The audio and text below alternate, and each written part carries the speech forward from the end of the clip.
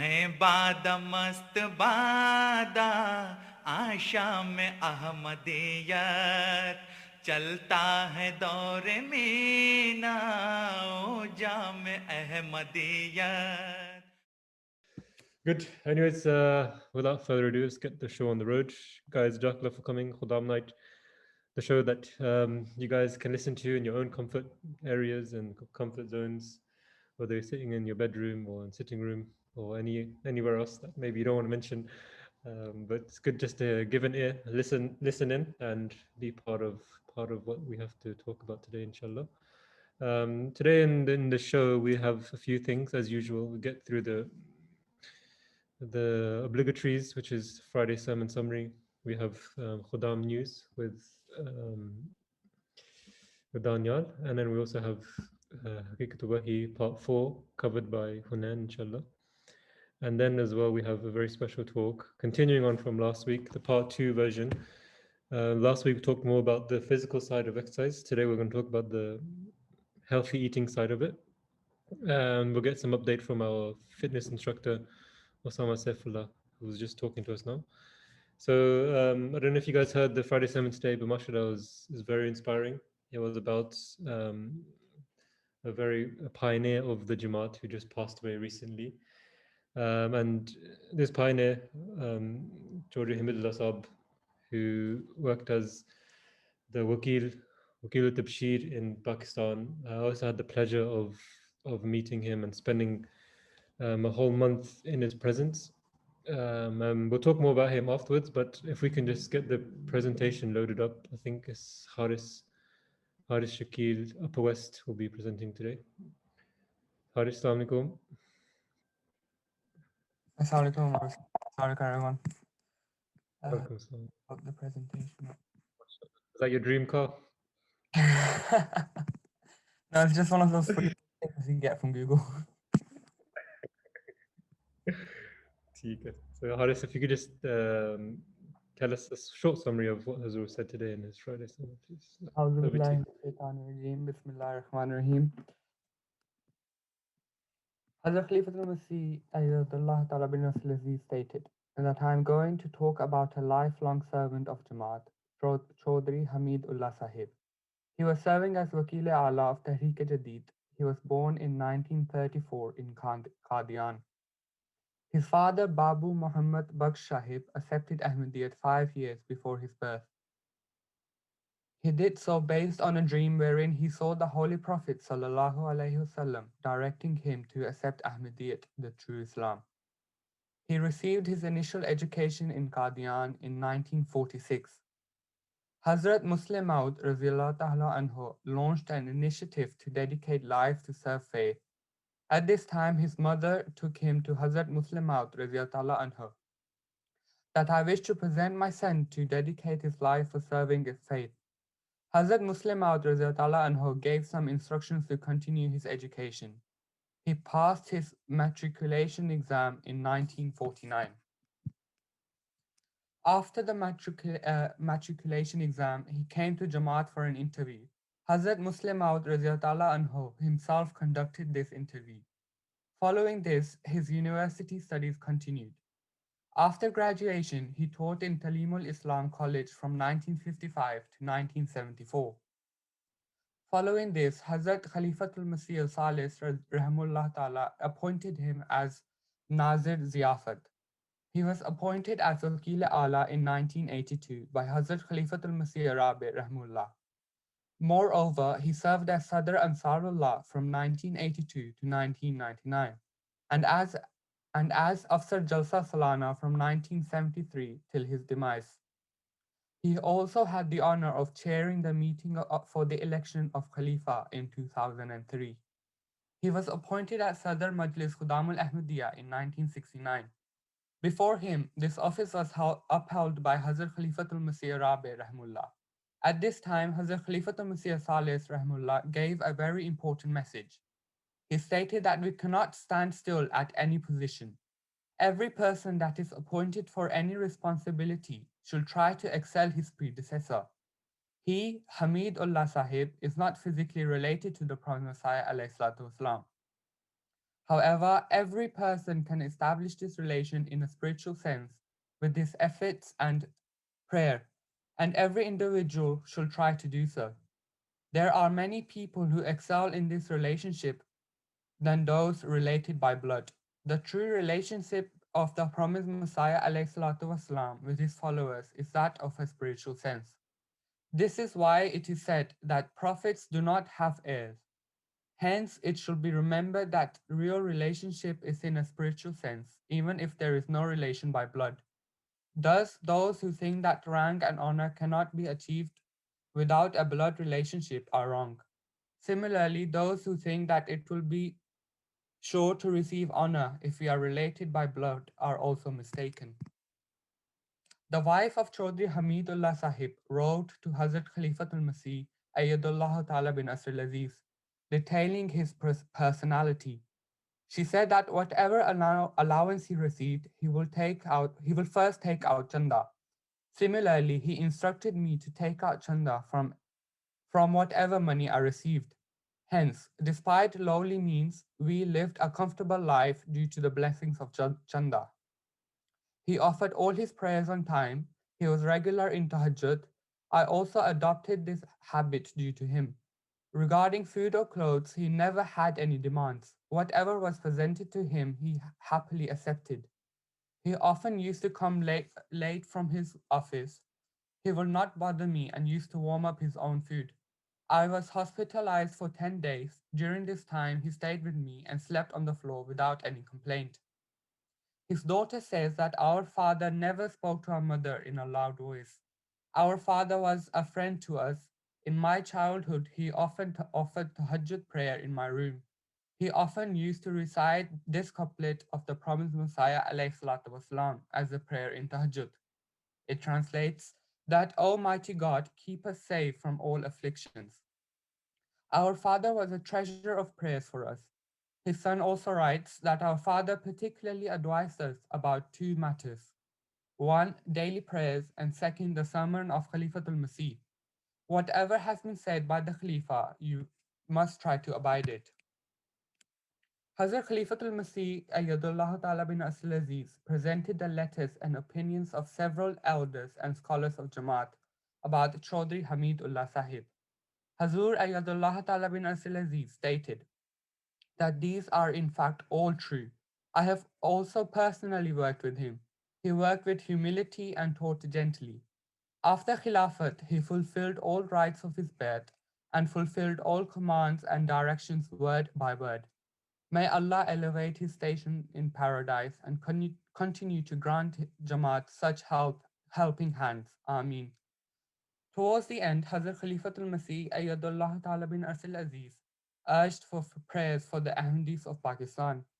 In relation to the coronavirus, he said that Ahmadis worldwide are not taking enough precautions and we need to pay attention in this regard. May Allah remove this disease and grant health to those who are sick. Ameen. Jazakallah. I mean, that is very nice.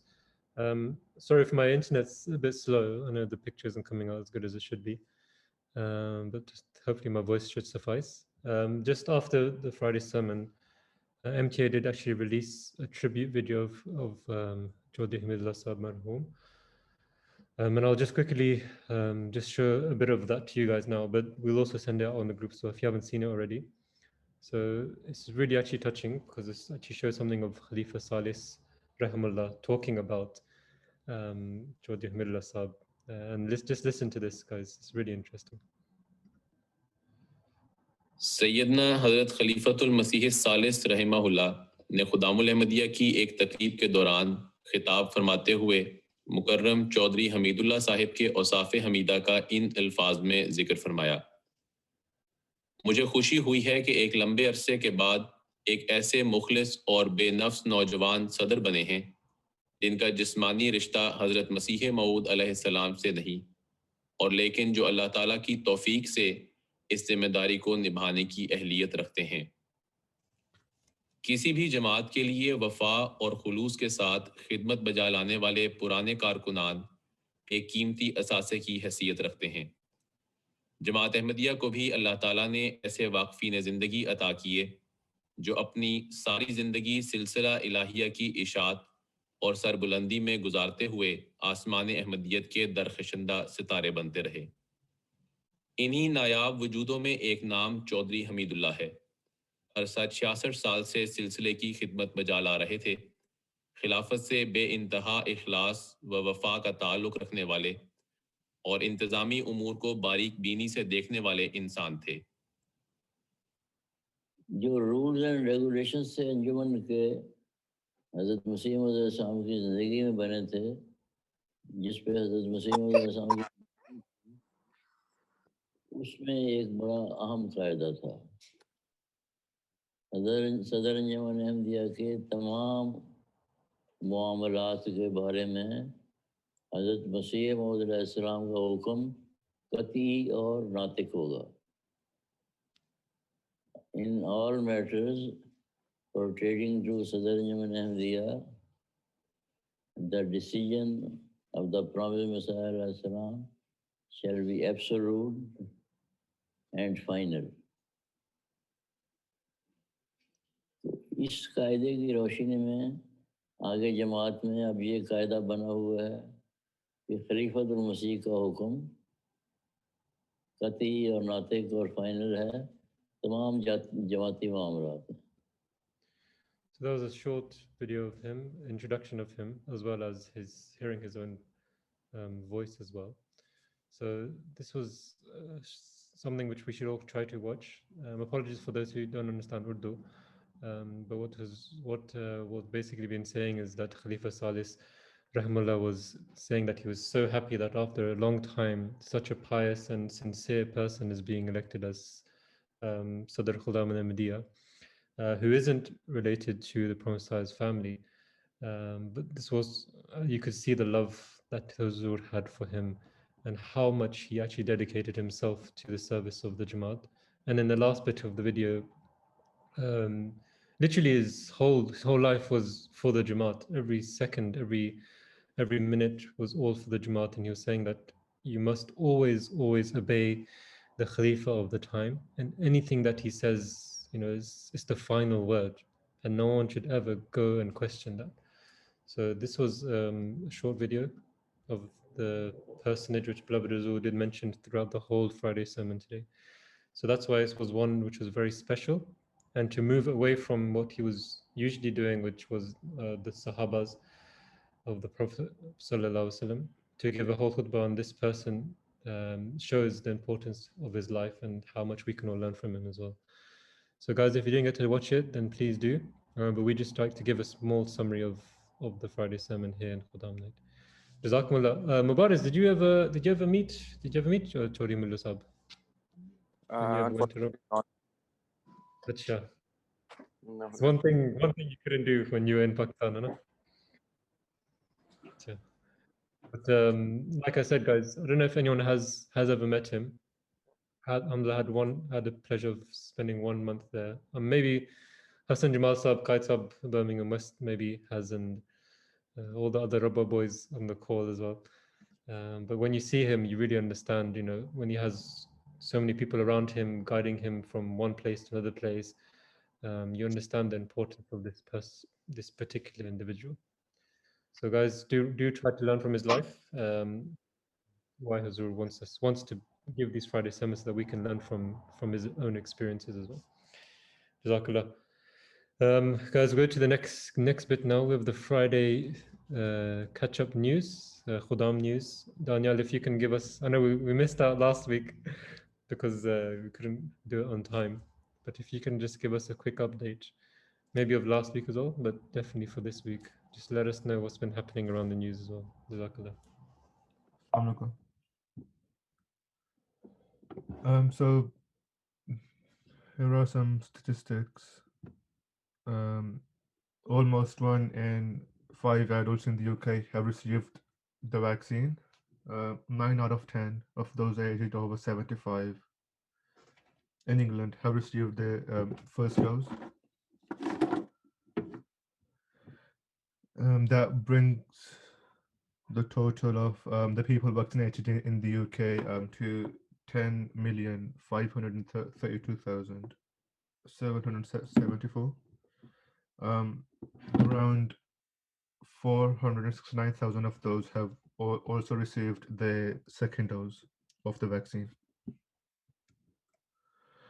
So recently, the European Medicines Agency, the EMA, approved the Oxford AstraZeneca vaccine for use for all age groups in the EU. Shortly after, the French President Macron said that the AstraZeneca vaccine is ineffective in people aged over 65 and that the results are not encouraging for those aged between 60 and 65 either. Following this, France's health authority made an official statement recommending that the vaccine should not be used for people aged over 65. Other European countries have taken a similar position.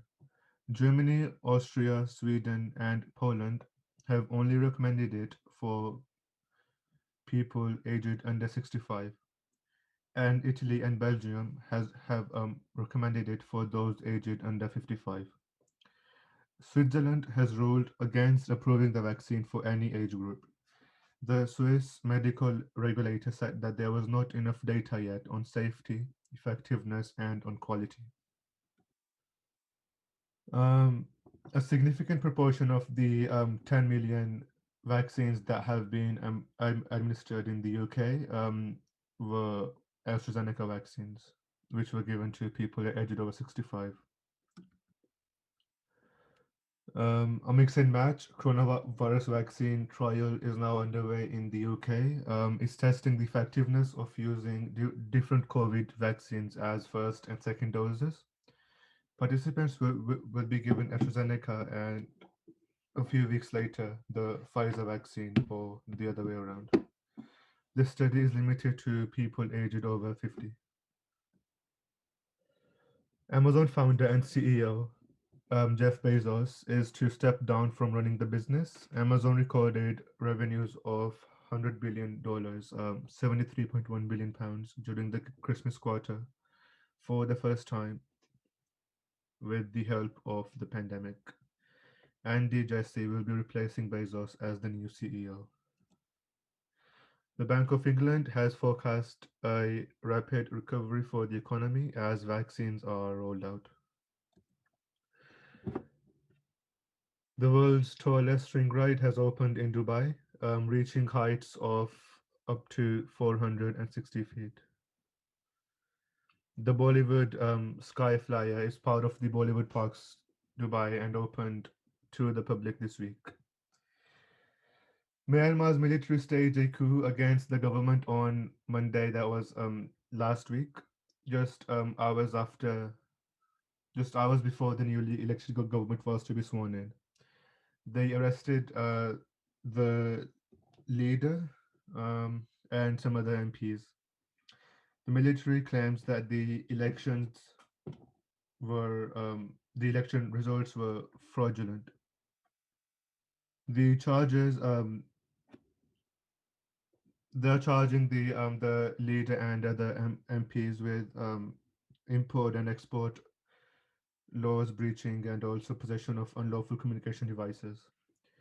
Around 100,000 people protested in the capital on Wednesday this week, and Joe Biden announced new sanctions against Myanmar's military leaders and their families, including freezing their access to US-based assets. Jamaati news. Recently, Jamaat Ahmadiyya New Zealand held their 32nd Jalsa Salana. New Zealand was the only country to be able to do so.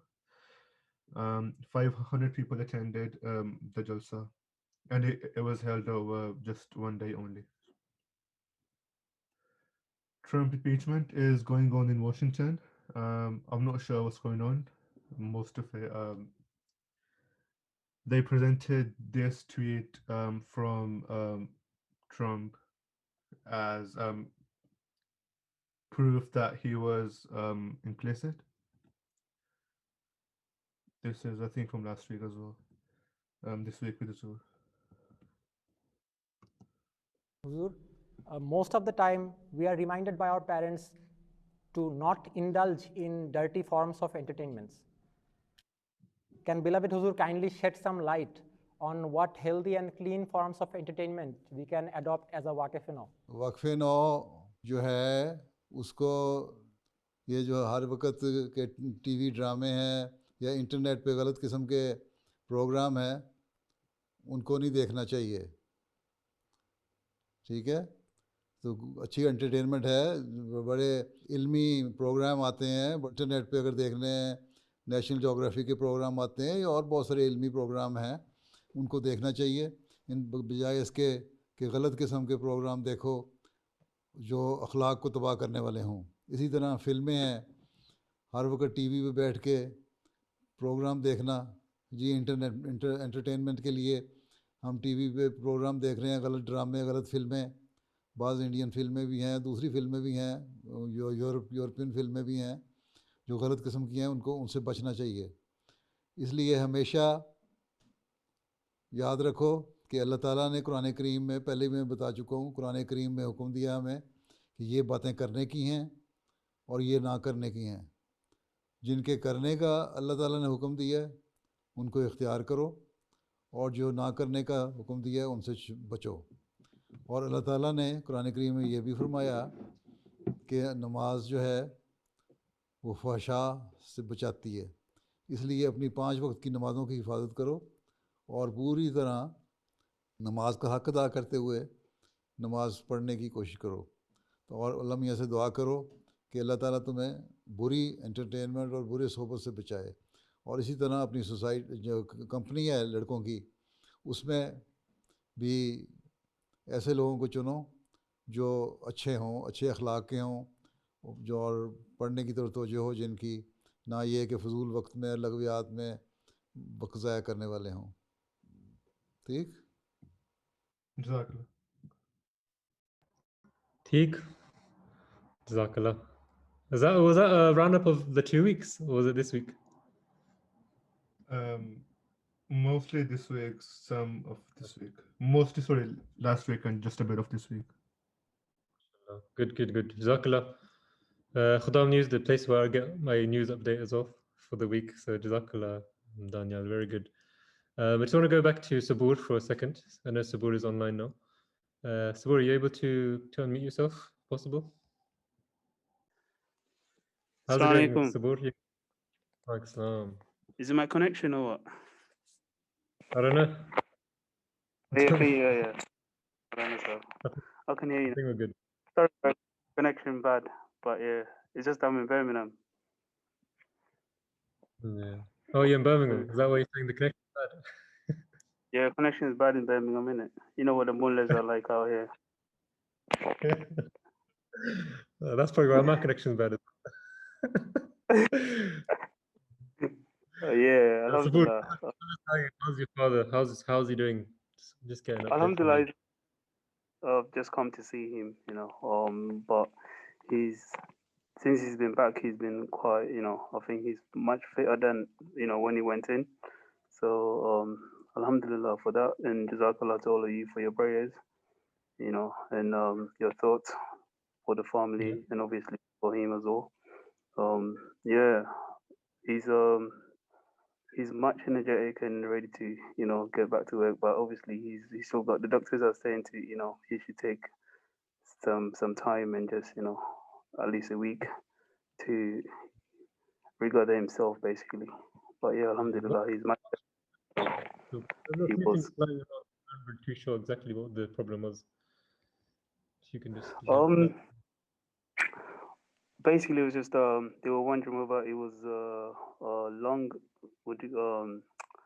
there was clots in the lungs really that could have stopped not stopped, but caused the difficulty in the breathing. And that was what this scan and everything was about really. And that was cleared. Everything was cleared after the scan, and they just kept in the pains that he was getting. They offered him antibiotics for that, and yeah, that was it. And alhamdulillah, we're just happy that he's back with us here rather than being in hospital. strong nature. Said he's a strong man. He will fight through anything. to get Yeah. back into the Jamaat. Could you support? How long have you been in Birmingham, so we can remember how long Farsa has been serving Jamaat here?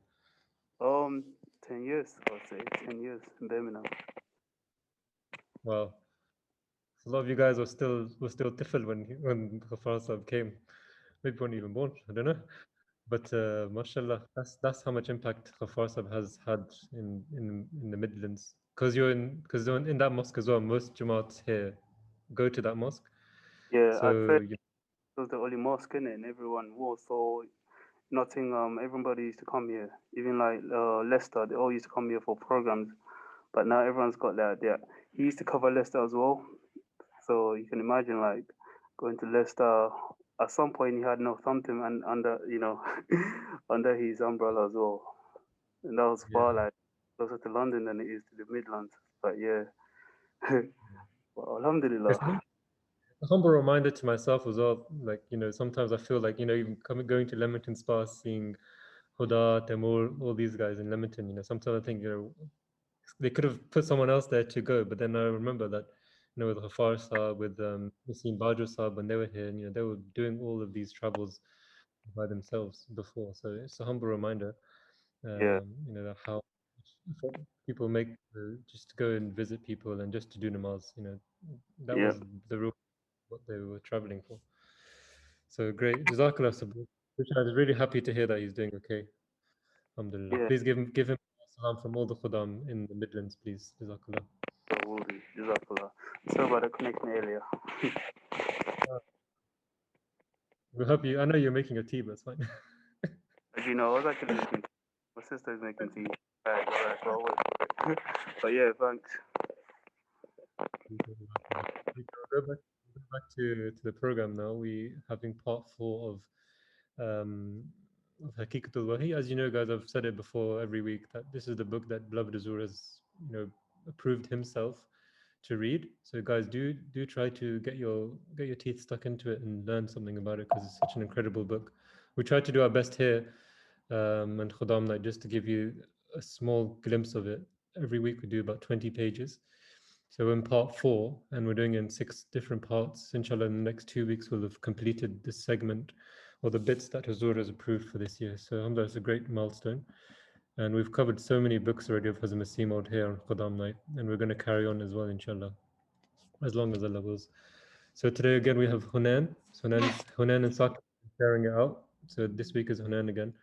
So Hunan, if you can just give us an update of the part that you read for this week, and let us know what you've learned. So you might have gone through the previous signs discussed in the book last week. This week I'm going to discuss a few of the signs mentioned, pages 160 to 180. So there's a lot of signs in the book. I can't cover all of them.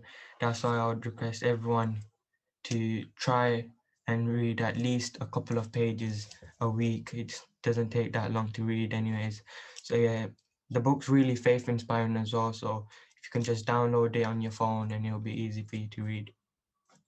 So Jesus starts off by talking about 19th sign from page 160, where he states that 19th sign is that Khwaja Ghulam Farid, the peer spiritual mentor of the Nawab of Pawalapur, saw a dream testifying to my truthfulness, on account of which God Almighty imbued his heart with love for me.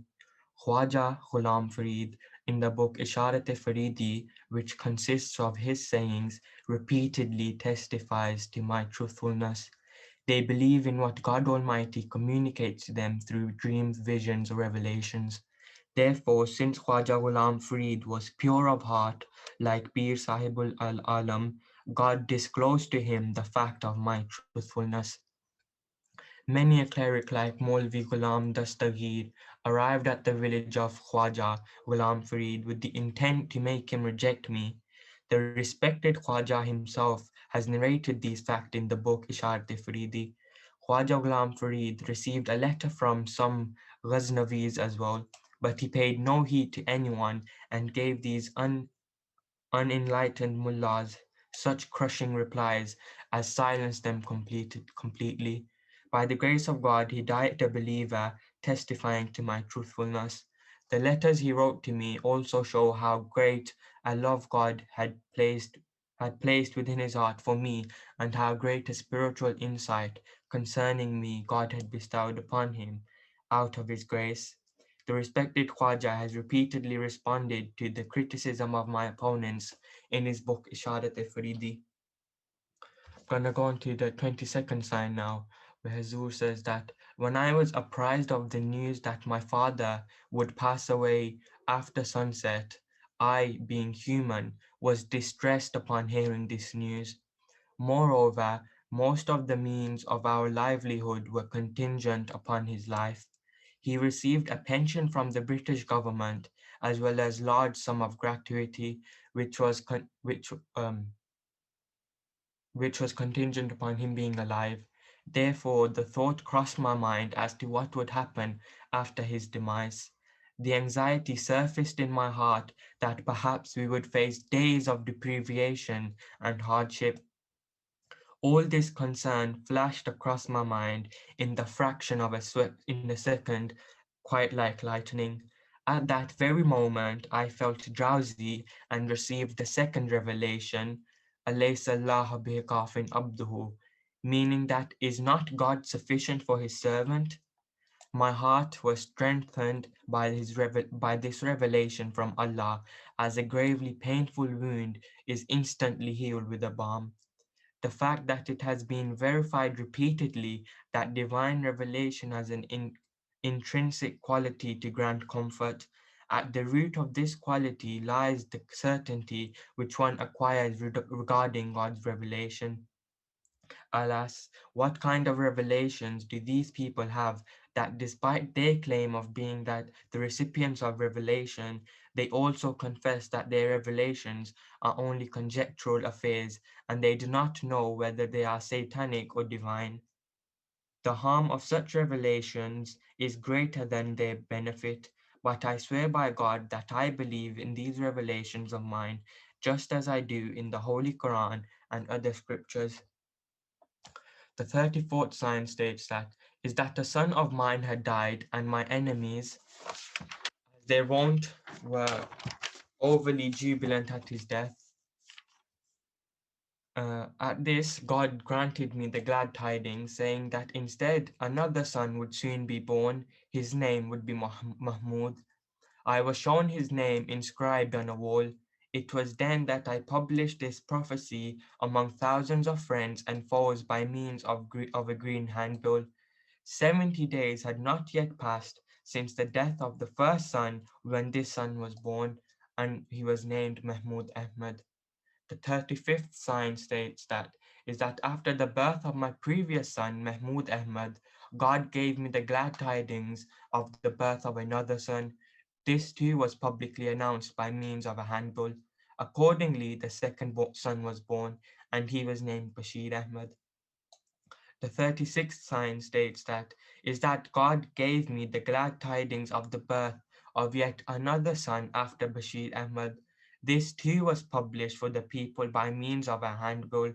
Thereafter, the third son was born, and he was named Sharif Ahmad.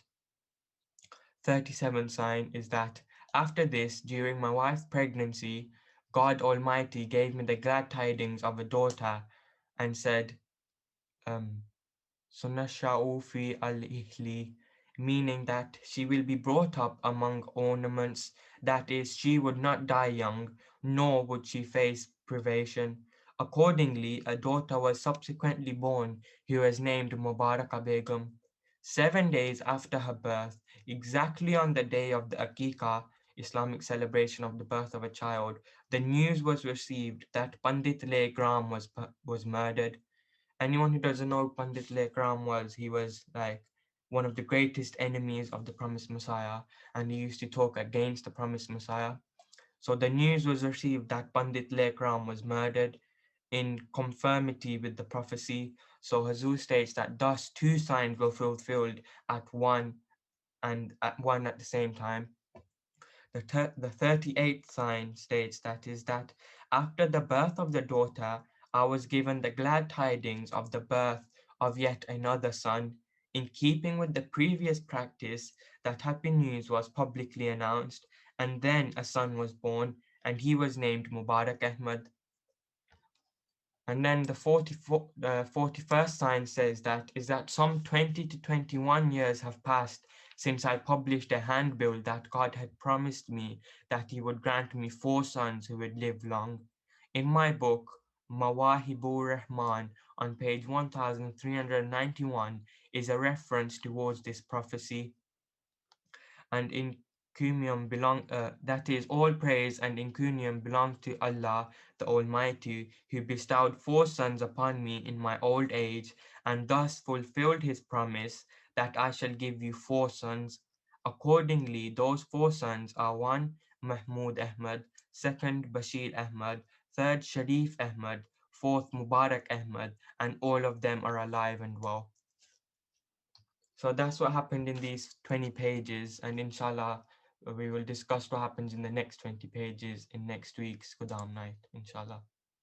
Jazakallah.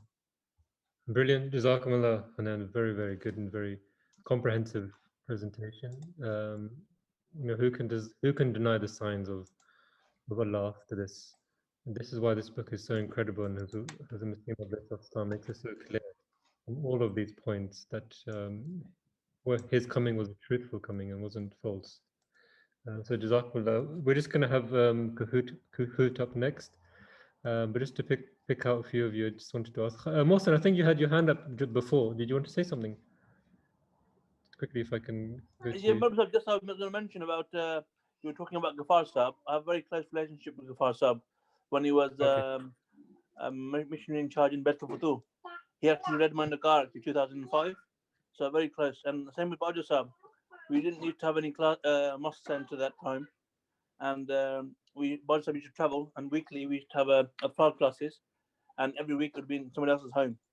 So that was a very strong memory I still have of both regional missionaries, mashallah.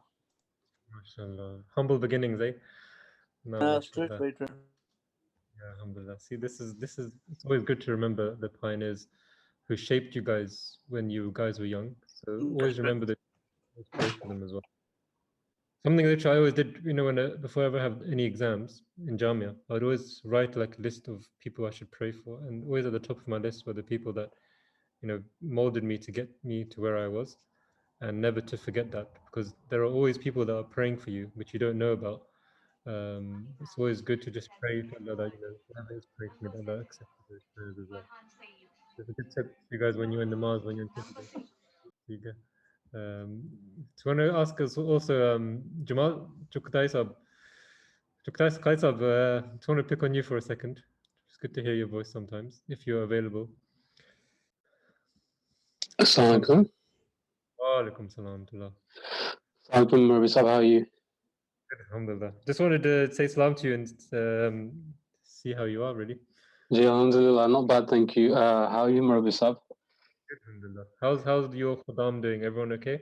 I know you're keeping in touch with them. Ji, alhamdulillah. Yeah, they're good. I think this time around, especially given the 3rd lockdown, I was having this discussion today with one of my Khuddam. The first lockdown, I think it was a little bit exciting almost, obviously given the circumstances, it's not a good place to be, but, it was like a new thing. And I think there was a lot of camaraderie, and, everyone had sort of picked up new hobbies and, was very excited to sort of spend some of the free time doing things. I think that given the time of the year and, how long we've been in lockdown and current situation, I think this recent lockdown has been quite difficult for a lot of Khuddam. Sort of stuck at home and, finding it difficult to be social and, just a range of issues that people have been facing. So, but other than, there's alhamdulillah not been anything major, but, I think it's just a general sort of feeling in the air this time around. I think over social media and things like that as well, people are struggling. So, but, yeah. Jazakallah. Very good. Nice. It's just nice to hear your voice and just to know that you're keeping up with everyone. That's the main thing. As a guide, everyone else who is a guide on the call as well. Such a huge responsibility, as has always been mentioning again and again. But one of your main roles is just keeping everyone in the loop and keeping everyone active and just making sure that everyone's okay. You are like, you are our shepherds. You are guiding all the sheep. So make sure all the sheep are also coming along with you and no one is being left behind. So it's a big, big task. And you can only do your humble best, and everyone has their own capabilities. Tiga, for the Kahoot, the code is up there. Guys, do try to join. It's a bit of fun, but it's also some learning experiences as well. Just see how you are. Sometimes we're not as good as we think we are, and this is one of the hardest things as a reality check for us. Quickly, I also want to pick on one more person because it's a sly one hiding in the midst of everyone's names. Hazim Arif Saab, if you could just quickly unmute yourself. Just wanted to say salam to you, if you're able to. Assalamu alaikum, Humayun Saab, how are you? Alaikum salam wa rahmatullah. You've been let out the cage finally. Yeah, alhamdulillah. Finally have a month off after exams. Introduce yourself to everyone before we carry on. How are you, Hazim? How are you doing? MashaAllah. Alhamdulillah, well, alhamdulillah. How's everyone? You bring your own shirt. Yes, just to let you know, Rabbi Sahab, Hazim is my wife's first cousin. MashaAllah. So Hazim doesn't need an introduction, man. Everyone can do yours for you. But Hazim, let us know where you are right now, and what you're studying before we reveal. So yeah, I'm a Jami student and I'm in my fourth year now, alhamdulillah. So it's just in my fourth year now. And so we've just had our exams. We finished our first semester. Now we have a month off, just chilling out at home now until we go back. I was in my first year when Humayun Saab was in his final year, so I got to spend a year with you, so that was nice in Jamia. Was it only a year? It felt like a lot more, to be honest. No, yeah, it was just the 1 year, yeah. And now, mashallah, you're over the halfway point. Yeah. Must have been a strange few months for you guys because you've experienced what Jamia was before, and now it must be totally different with the lockdown, no? Yeah, it was quite tough in the sense that we were there from September and we left at the end of January. So in that respect, it was quite tough not being able to leave for that entire period. Every year the Jamia is adopted to the people that are there, and I'm 100% certain that our class would never have been able to handle what you guys can do right now and stay.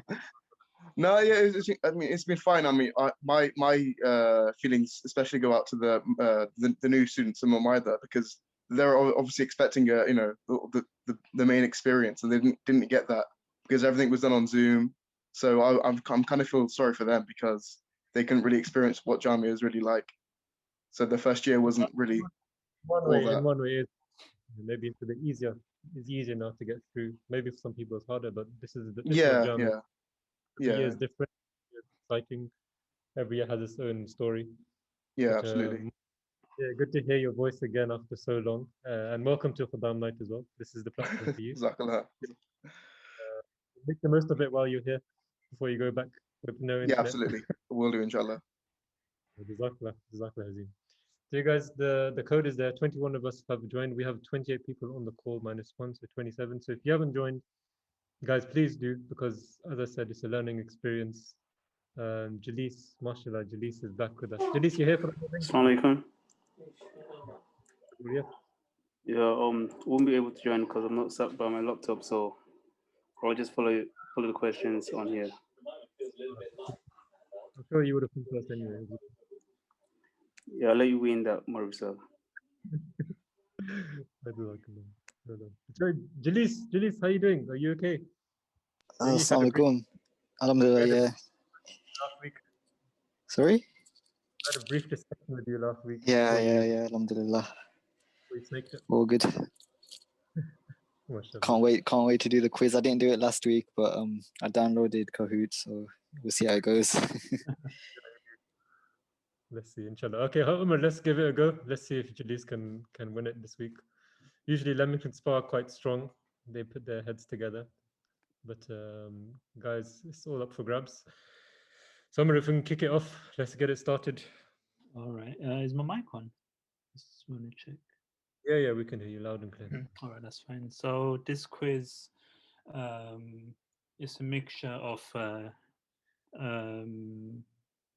Hazur's Friday sermon and mixture of Hazur Friday sermon and just basic general knowledge and religious knowledge as well. So the first question.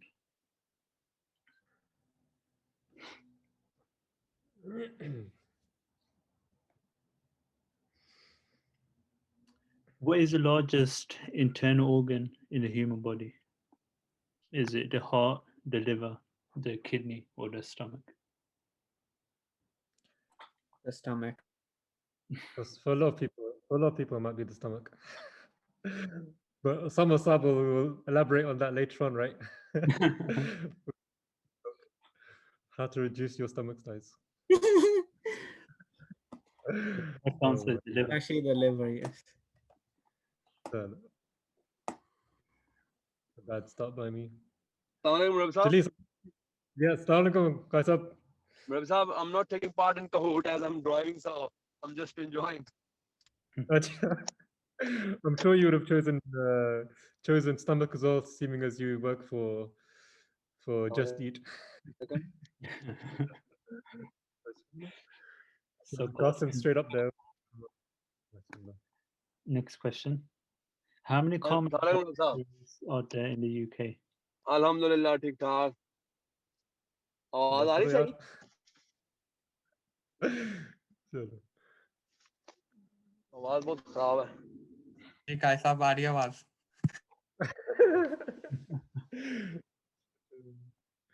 If you guys put him on mute quickly. Okay, put him on mute quickly.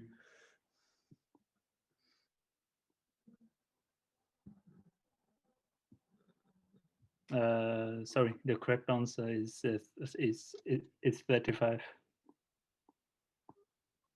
35, okay. आवाज आई है मेरे साहब. मैं बता रहा था मैं हिस्सा नहीं ले रहा Kahoot में. मैं ड्राइव कर रहा हूं तो इसलिए मैं सिर्फ सुन रहा हूं और एंजॉय कर रहा हूं. जी जाकला. फर्स्ट क्वेश्चन का मेरा आंसर भी स्टमक था मेरे हिसाब से, मेरे खाने के हिसाब से. तुझे पता है? All right, so Qasim is still first. Imran's gone up second and Muslim third. What color is the circle in the middle of the Japanese flag?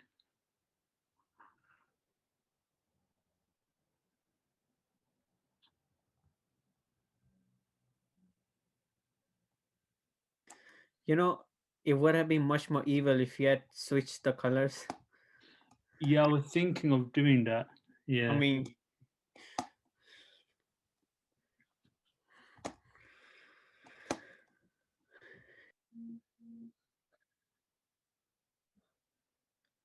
Okay, got Timur coming up. Imran as well, mashallah, has done well. And then Jalis, I can't see your name. Where you at? So the khutbah summary. He was the Friday sermon about today. Chaudhry Samiullah Saab, Chaudhry Zafrullah Saab, Chaudhry Hamidullah Saab, or Chaudhry Daniel Akhtar Saab.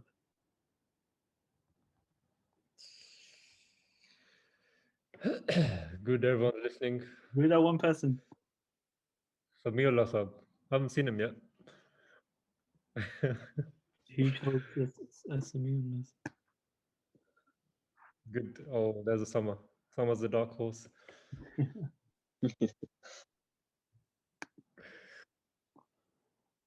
Which footballer has the most followers on Instagram? Is it Mo Salah, Gareth Bale, Cristiano Ronaldo, or Lionel Messi? Some would say the most followers in the world. Not just That's correct. Kashif, yeah. Kashif, I remember from FIFA days in Khuddam night. Yeah.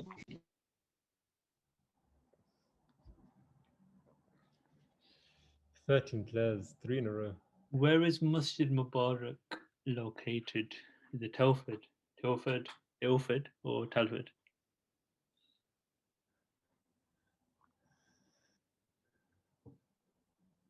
One of those, East London, one of those near Wolverhampton. One of those is made up, I'm sure. So the people that chose the 4 people that chose Telford, that's actually, I believe, somewhere here. Somewhere near Wolverhampton. The correct answer is Telford. And that hasn't really changed to the top half of the table. Shall we go Birmingham West? True or false? George Saab's role within the Jamaat was the Waqid al of Tehreek Jadid.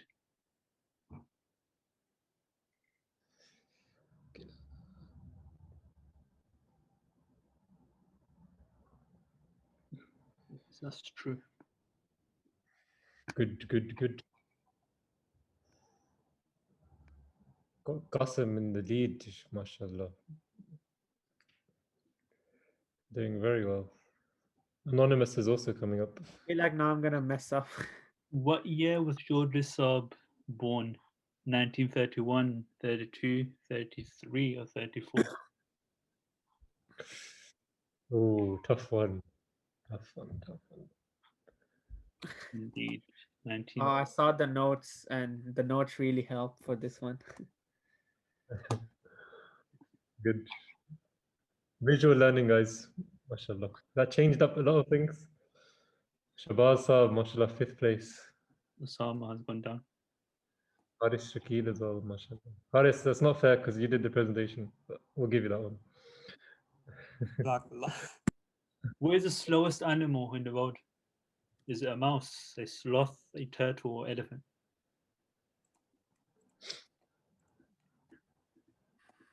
Mouse, mice are rapid, man. Majority of you got that right. Most, half of you thought it was the turtle. Which, to be fair, I didn't know. Turtle is fast in the water, though, so that's. I didn't know that till I did my own research. So I would have picked a turtle.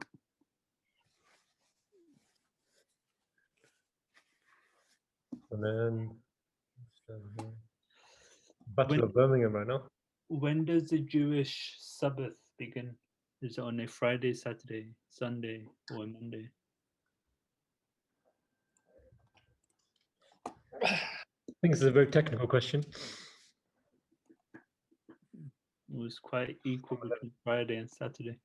You want to explain why it's on a Friday? I'm not a Jew, so I wouldn't know, man.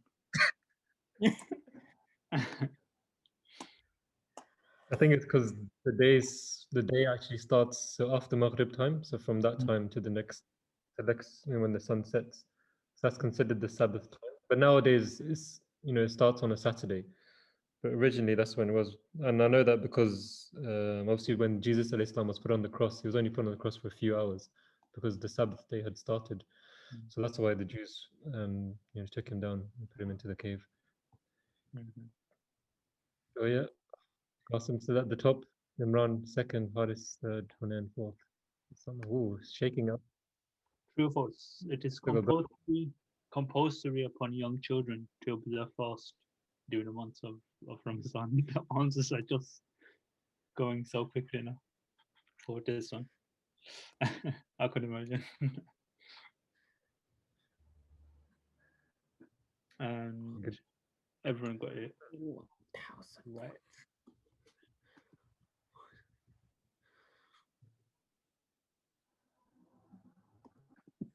All right. Which of these is the king of gods in ancient Greek mythology? Is it Mars, Apollo, Zeus, or Hercules? Mars. Which of these is the king of gods? Mars, the god of war. What of Oh. Hercules was actually a human, and they believe they turned into a god later.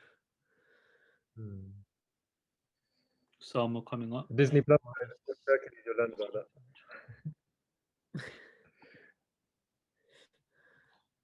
What is an atheist?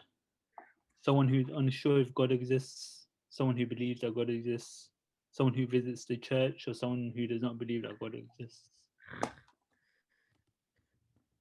And what have we got? Good, good, good. Qasim Sama Salim. much. Usama Khan. Some of the are too good, man. All those exercises he's doing. True or false? An agnostic is someone who is unsure that God exists. I think it's a lot of people in the world fall into this category. Oh, I lost my streak. 7 people check votes for this one. Qasim gone down. Haris, wow, man, mashallah. Osama. Temur is the highest climber. Where's Jalis? That's all I want to know. How is the Holy Prophet ﷺ related to Hazrat Usman? Was it father-in-law, son-in-law, brother-in-law, or was Read it? How the Holy Prophet related to So how was the Holy Prophet related to? It's not how Hazrat Usman was related. So yes, so it was father-in-law. Yeah. We learned that last week as well. How he was married to 2 daughters. So Nurain. Qasim back at the top. Haris just dropped it out. Proof of another khutbah summary that Chaudhry Sahib studied at Talimul Islam College between 1955 to 1974. 74. 5 people got the false, but the How correct many is years? true. For 19 years. MashaAllah. It's a tough one. That was a tough one.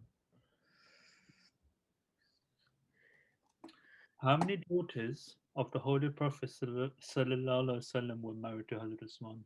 Raziyallahu anhu. Was it 1, 2, 3, or 4?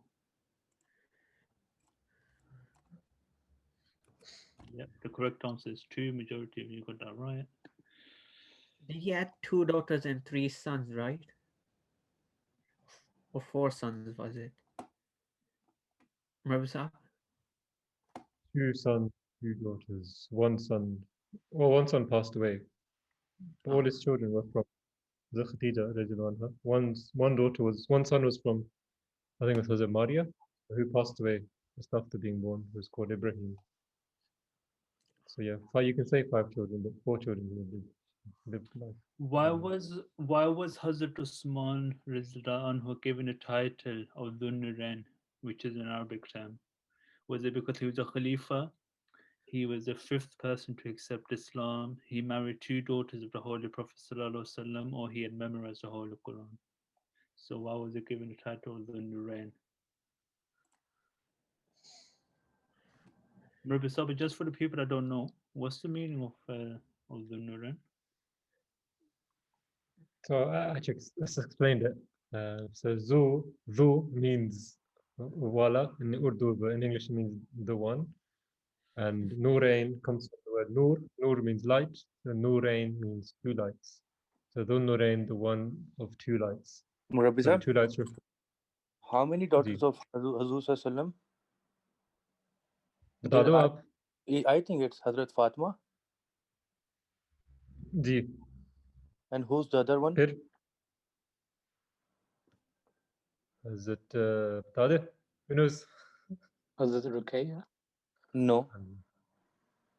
I think that Hazrat Sallam has only one daughter, Hazrat Fatima. No, isn't Hazrat Ruqayya one, Rabbi Sahib? Yeah. That's why it's Ale Fatima. All Hazur Sallam Al is from Ale Fatima. There is no son live was live like before in childhood. All the sons was died in childhood. There's only one Hazrat Fatima is Ale Fatima, and the all and the like all the children and so like what we say that granddaughters and grandkids are from Ale Fatima. Is Hazur Sallam's daughter married to Hazrat Usman, or Hazrat Usman 2 daughters married to Hazur Sallam? No, his 2 daughters were married to Hazrat Usman. Raziyallahu anhu. His two daughters. That's why I'm confused that who is the other one. Maybe Hazrat Ruqayya then. I have I think he had 4 daughters, didn't he? 4 Yeah. kids, four Yeah, he sons. had I 4 know. daughters. You have Fatima bin Muhammad, Zainab, Ruqayya, and Kulsum. Kulsum. Okay. So 4 daughters and 4 sons. His sons passed away though. Yeah, I know, but Yeah. there are 4 sons and 4 daughters. There were. Yeah. Okay, perfect. Thank you. Yeah. The question before on Maulana Sab, can you confirm? Am I right? Yeah, you're right. You're 100% right. 100%. Yeah, let's move on. I think Danya, true or false? Yeah, I was saying that the question before on Chaudhry Sahib in Talim Islam College, that was actually false. That was the wrong question because he was actually teaching there for the last like 7 or 8 years instead Yes, of that question. studying. Yeah, I think that was also wrong because he studied there. He did not study that during that time. I don't think anyone studies in any college for 19 years. I think obviously they meant also to teach as well. Hazrat Usman did not take part in the Battle of Badr. 12, you got that right. That's true. What's going on? And Horace has gone up in the lead with Muslim second. So, who was the second wife of Hazrat Usman? Was it Hazrat Ruqayya, Hazrat Kulsum, Hazrat Zainab, or Hazrat Khadija?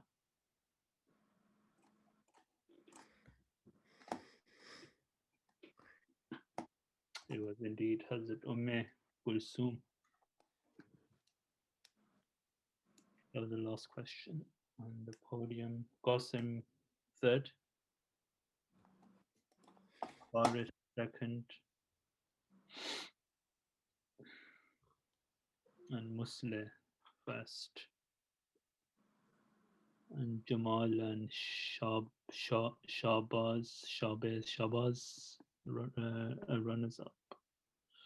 That concludes the Kahoot. Jazakumullah, brilliant. So yeah, Hazrat Ruqayya, Hazrat Kulsum were both married to Hazrat Usman, who were the daughters of the Holy Prophet. And other children of the Holy Prophet, Qasim, Zainab, these are sons and daughters, Qasim, Zainab, Ruqayya, Kulsum, Hazrat Fatima, Hazrat Abdullah ibn Muhammad, and Ibrahim ibn Muhammad, who died in his infancy. So yeah, so just to answer Mubarak's question. Rabita, so there were no kids from all 3 daughters except Hazrat Fatima, because we know about Hassan Hussain radhiyallahu ta'ala anhu. Yes, exactly. Who were also, also martyred as well.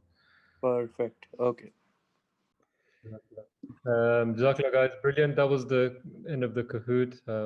Very competitive, as you can see. All the challenges we challenged at the beginning weren't able to make it to the top, namely Jalis, and also Sabur, who couldn't take part anyway. A lot of trick questions and trick questions.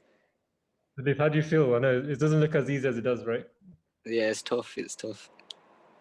You always the questions, you can do it, but then when you actually get stuck into it, it's almost like when you see on game shows, and you think, yeah, I can go on that show and I can do it. When I was a kid, I used to look at there was one called, I think it was Jungle Run or something on CITV. And me and my brothers always wanted to actually go on there and do it, but I think it will actually be a lot harder when you actually do go onto the show. That was a good show. I remember that. With the monkeys in it. Yeah. Monkeys. The best one was Who Wants to Be a Millionaire? Yeah, that's tough. Still going, I think. Is this still going? They were always tough. But anyways, guys, Jazakallah. Kahoot's always one of the things that we always do every week. Something where you learn, and you can also discuss like we did today as well. Brilliant. We'll go to the last segment now, and it's our K Talks. We try to have a K Talks every week where one Khadim comes up, talks about his career, or talks about a certain topic to benefit everyone. Today, again, we have part 2 with Osama Saifullah. Osama, assalamu alaikum. I kind of mixed both your names together. Jazakallah for joining. How are you? Okay. Good, alhamdulillah. So Sama, you can tell us, Myfit has officially launched. Myfit, the trying to get all the Khuddam active throughout the week. So can you give us an update and also shed some light upon what you're going to talk about today, please? Yeah. So obviously, as we discussed last week, the aim of Myfit, which we've decided to call it, is to kind of engage all Khuddam in physical activity and ensure that you're getting some form of exercise in. So that's the main aim behind it. In terms of what I'm going to be talking about today is going to be diet. So what you should eat, what you shouldn't eat, and just some general information about what kind of foods there are, the categories and stuff like that. So I'll just share my screen now. There we go. Would it be so? Am I good to start? Yes, yes, of course. Are you able to hear me, please? Yeah, we can hear you. Yeah, we're fine. Okay. So starting off, I'm going to talk about the three main types of foods that we have. So we've got proteins, we've got carbohydrates, and we've got fats and oils. Okay. So starting off with proteins, these are basically made up of hundreds of smaller units, which are called amino acids. Now, these amino acids, they are broken up in our digestive system. Okay, that's important to know. They're attached to one another in long chains. So if you can imagine like a chain which you would lock something up with, they're very similar to that. And what will happen is enzymes will go and sit on one of these amino acids in the chain and will break it up. And that way it can be digested and it can go into the bloodstream. Okay. So yeah, that's the third point there. Must break down these chains. Protein is found everywhere in the body. Okay, it's found in muscles, it's found in the bone, skin, hair, and virtually every other part of the part of tissue that you have. So it's found all over the body. Is very important. Protein is. Protein makes up the enzymes that power many chemical reactions and the hemoglobin that carries oxygen in your blood, which is very important. Okay, in case you don't know what hemoglobin is something which is found inside your red blood cells. Now, one of the primary functions of your red blood cells is to carry oxygen around your body.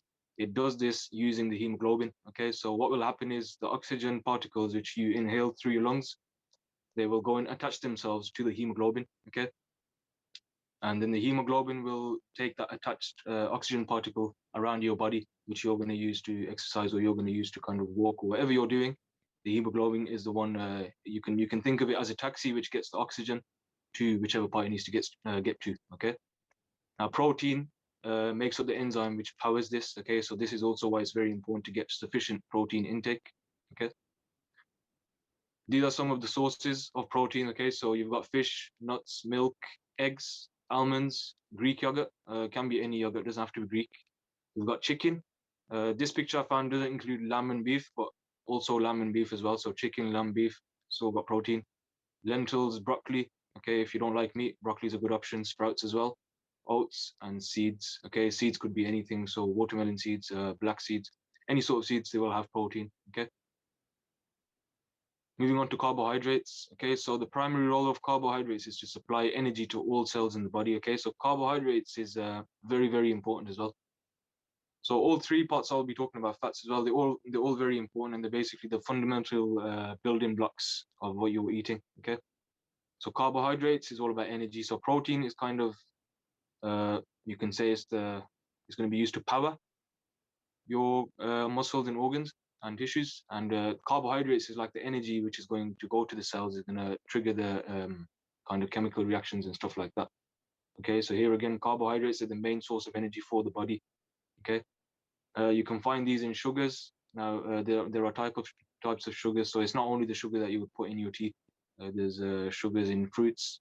There's even the bread that you eat, a part of that is converted to sugar in your own body. Okay, so there's starch, dietary fiber, which you can find in plant foods and dairy products. Okay, this is very important, this last point here. I'll come back to this, but in their absence, your body will use protein and fat for energy. So what happens is, if you cut down on your carbs, your body's going to start using protein and fat, and it will start converting that into energy the way it would with carbohydrates. Okay,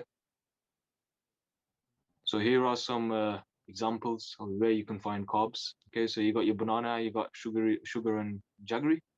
You got milk, bread, cereals, roots, and tubers. Okay, you got potatoes as well. There are some other things which are not here, but you get the idea. Okay, so proteins. Sorry. So you've got your proteins here, this kind of stuff, okay? So you can see some of them overlap, like milk, it's also got carbs. Eggs as well, it will have protein and carbs, okay? So some of these overlap, but generally speaking, these are your carbs, okay? Fats and oils, okay? So you've got two main types. Now, our culture, Pakistani culture, South Asian culture, we are very, very kind of focused on saturated fats, okay? So all of our foods mainly, they use saturated fats, which is why I've decided to split these up in half. So you get a comparison of what we usually eat and what we should be eating, okay? So saturated fat is the kind of fat found in butter, lard, ghee, fatty meals, and cheese, okay? So this is basically the kind of oil that we use in all of our foods, okay? Eating a diet high in saturated fat is associated with raised levels of bad cholesterol, okay? So which leads to heart disease, okay? So yeah, third point here. This is linked to an increased risk of heart and circulatory disease, okay? So saturated fats, which comes from animals, basically. So you can see all of these, they come from animals in some way or another. Even cheese, it comes from cow's milk, okay? So those kind of oils, they're not the best. We still need them, but they're not the best for everyday use, okay? Then you've got unsaturated fats, okay? Those are a healthier option. These can be found in olive oil, sunflower oil, nuts, avocado, seeds. These are just some, okay? So you can Google this, you can find a lot more unsaturated fats, okay? The main reason why it's better is because it has a different structure, okay? So if you imagine the chains that I was talking about earlier, it's very similar to that, protein chains, okay? So saturated fats have very long chains, okay? Unsaturated fats are basically chains which are broken up already, which your body then doesn't have to break up, okay? So it's easier to digest and it's also a healthier option, okay? If you want to reduce your risk of heart disease, it's best to reduce your overall fat intake, okay? So you would have to reduce the use of saturated and unsaturated, okay? So you want to reduce both if you want to avoid heart disease, or if you're someone that kind of suffers from some form of heart disease. I don't think anyone in this group, but we've all got parents, we've all got uncles, stuff like that. So you could go and tell them this, okay? You want to decrease their fat intake, but even if you are having fat, you want to go for the unsaturated fats, okay? You don't want to go with the saturated ones. For people like us who, Khuddam, we are young, we're strong. For us, we want to have a balance, okay? So we want to have some saturated fats, but we want to have mostly unsaturated, okay? Wherever we are like frying things, shallow frying or deep frying. I mean, I would recommend not frying things, but if you want to use unsaturated fats, okay? So for example, if you're frying an egg as well, like some people like to fry it in butter, I like to as well, but unsaturated is a better option, okay? So you want to use sunflower oil or something like that. So this is kind of a meal schedule that I've put in. So I noticed last week a couple of you were interested in bodybuilding. Some of you want to just maintain where you are, and others want to lose weight. Okay, so this is just something I found on the internet, which kind of I use as well a lot, because when I'm preparing fighters, we have to do weight cuts. I'll come on to that. But anyways, so for bodybuilding, you want to have a lot of carbs. Okay, you want to take in a lot of carbs. Reason for this is that's your energy. Okay, you want to have a lot of protein as well, and you want to have small amounts of fat. Okay, not too much. Okay, but your carbs are basically linked to your bodybuilding. If you want to put weight on, you want to put some muscle on, you're going to be eating a lot of carbs and a lot of protein. Okay, if you just want to maintain where your body weight is at, you're happy with yourself, you want to have kind of a 33% ratio. It's not 33 here, but generally speaking, 1/3 protein, 1/3 fat, and 1/3 carbs. Okay, when you're trying to lose weight, you want to increase your protein and you want to decrease your carbs all the way to 10 to 30%. Okay, so you can see there, bodybuilding, you've got 40 to 60%. Weight loss, you've got 10 to 30, so it's very, very low. Okay, and fat is going to be 30 to 40%. The reason you're going to be confused for fat loss, why are we having more fat than we do in the first two? Okay, the reason for this is, as I mentioned earlier, when you're kind of decreasing your carbs, your body doesn't have carbs. What it will do, it will take protein and it will take fat, and it will convert these two into carbs for your body to use. Okay, now does anyone know where it's stored? Where are carbs stored in your body? Just unmute yourself and tell me if you know. Your muscles and liver. So liver, yes, correctly up to a certain extent, but not in your muscles. No, it will be in your fat particles. Okay, so you've got your skin, you've all got a bit of kind of loose skin hanging off. Those fat particles, they will hold carbs. Okay, so these will get converted when your body doesn't have its own carbs. Okay, Then when those kind of start to run out, then it will start converting proteins as well, okay? Which is why you want to have a lot of protein, because you don't want the body to use up muscle, okay? Proteins found in the muscles primarily, okay? So you want your body to use up the fat.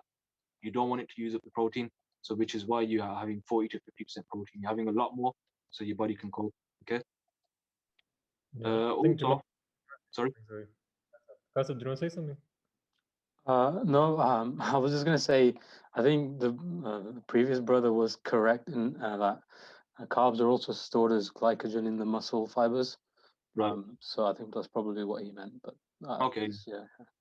Yeah, thanks for that. Yeah, I'll have a look into that. You probably are right then. Right. Anyway, yeah. Okay. So about this, yeah, I also wanted to say carbs you want to avoid at night. Okay, so let's say we're going to sleep at 11 o'clock. You don't want to have any carbs after 8 o'clock, after 7 o'clock.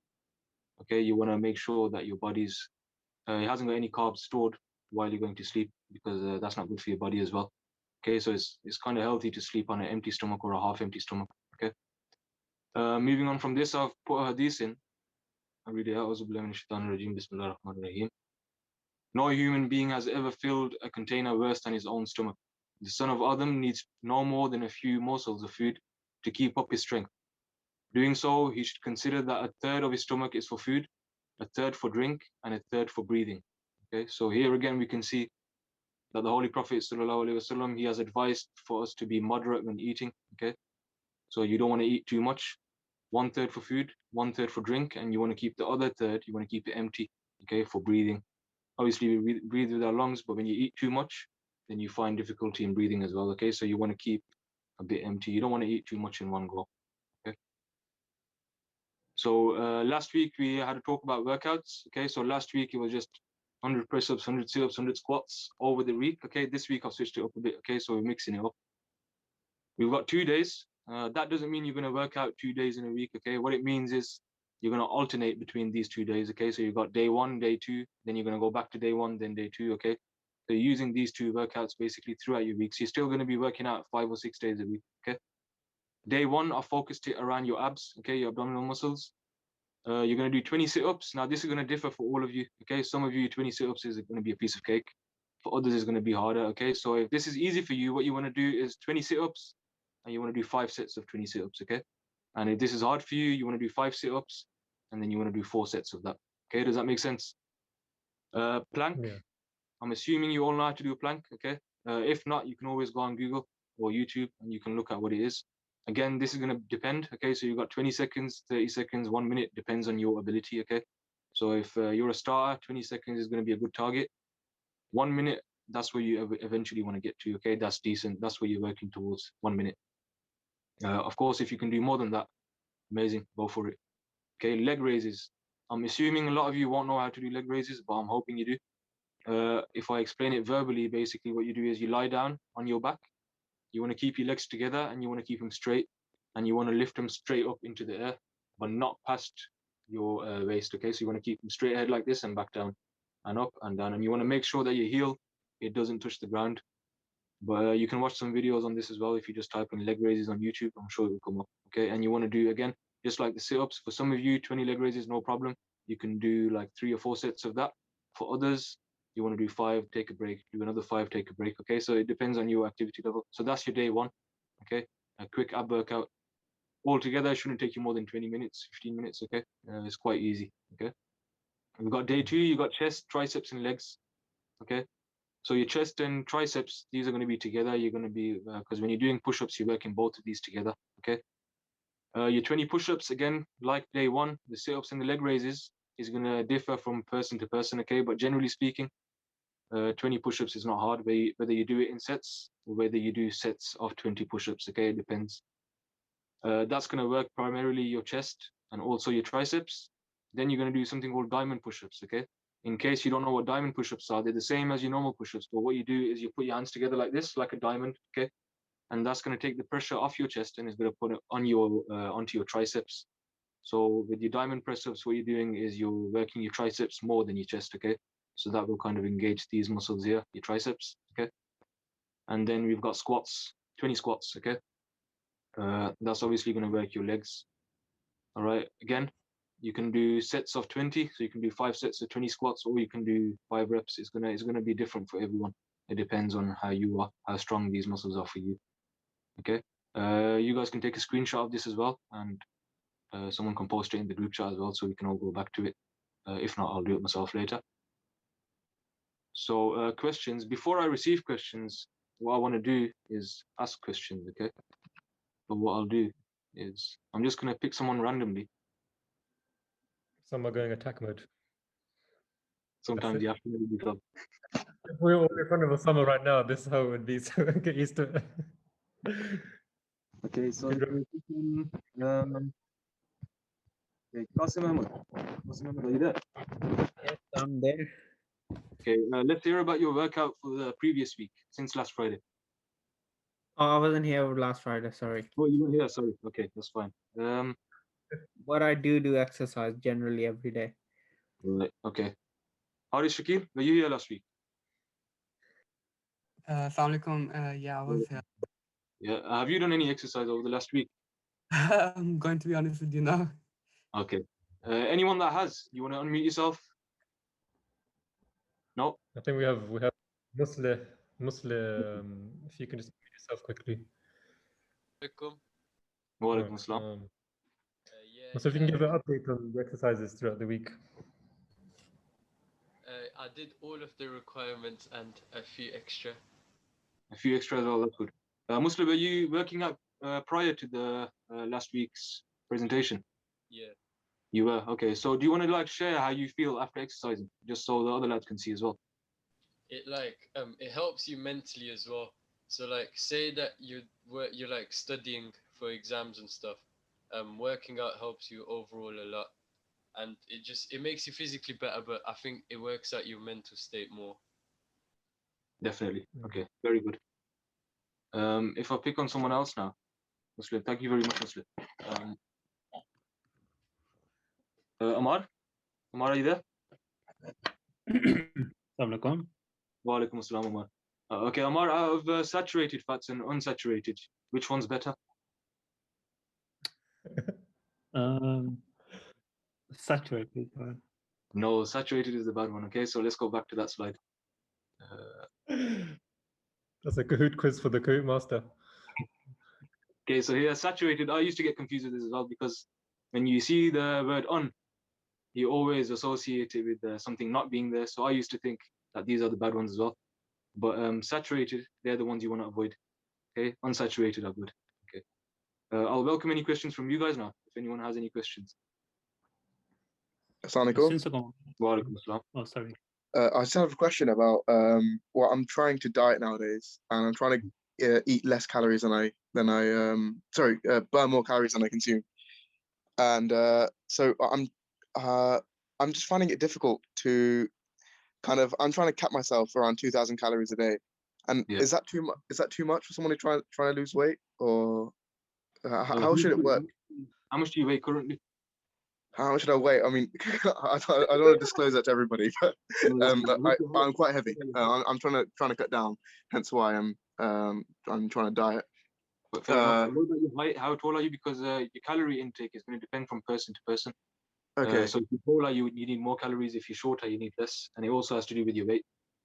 Okay. Yeah. I'm around. Okay. I think I'm a bit above 6 foot, 6'1" or 6'2". So okay. What I would recommend is if you use a calorie calculator. Okay. And you'll have to enter your weight and your height in there. Okay, that's fine. What it will do, it will calculate what's healthy for you to maintain weight, to lose weight, and to gain weight. It will tell you how many calories you should be taking. Okay, that's fine.